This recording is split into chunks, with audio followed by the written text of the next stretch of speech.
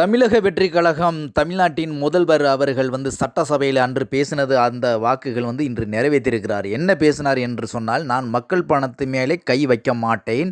ஆனால் மக்கள் பணத்தை எடுத்தவர்களை நான் விடவும் மாட்டேன். ஆனால் இதுக்கு முன்னால் எடுத்தவர்களை நான் விடப்போவதும் கிடையாதுன்னு சொல்லி ஆகோஷமாக தீவிரமாக பேசியிருந்தார். அவர் கட்சியைச் சேர்ந்தவர்கள் என்று நினைக்காம கூட கண்டிப்பாக தீவிரமான ஒரு நடவடிக்கை எடுத்திருக்கார். மிக வரவேற்கக்கூடியது, மிக பாராட்டக்கூடியது. ஆனால் பலரும் பல குற்றங்களை சொல்லிக்கொண்டு இருந்தாலும் கூட அவர் நிரூபித்திருக்கிறார். ஊழல்வாதிகள் எங்கே இருந்தாலுமே கை நீட்டி வாங்குவது வழக்கமாகவே ஆகிவிட்டது. எந்த கட்சியாக இருக்கட்டும், அதை கண்டுபிடித்து விஜய் முதல்வர் அவர்கள் இனிமேலுக்கு நான் லஞ்சம் வாங்க மாட்டேன்னு இவர் ஒரே உறுதுணையாக இருக்கிற ஒரு காரணத்தினாலே இந்த தலைவர்கள் இனி இருப்பார்கள், கண்டிப்பாக இருப்பார்கள். இவர்கள் மனிதர்கள் தானே, இவர்கள் காசுக்கு ஆசைப்படாதவர்கள் 100க்கு 10 பேர் தான் இருப்பாங்களே தவிர 90 பேர் காசு என்றால் அலையக்கூடிய ஆளுகள் தான். அந்த நிலையில் இவங்களை எல்லாருமே கண்டுபிடிச்சு இப்படி போன்ற நடவடிக்கைகள் எடுத்தால் இந்த தலைவர்கள் யாருமே கை வைக்க மாட்டார்கள். கை வச்சா கை போய்விடும், பதவி போய்விடும் என்று நினைப்பார்கள். இப்படி பாடங்களை எடுத்து விட்டால் யாரும் இந்த குற்றத்துக்கு அடிமையாக மாட்டார்கள். தமிழ்நாடு கேரளா மாதிரி உண்மையிலேயே கைக்கூலியே இல்லாத ஒரு நாடாக மாறும். கேரளாவில் இந்த மாதிரி லஞ்சம்ன்றது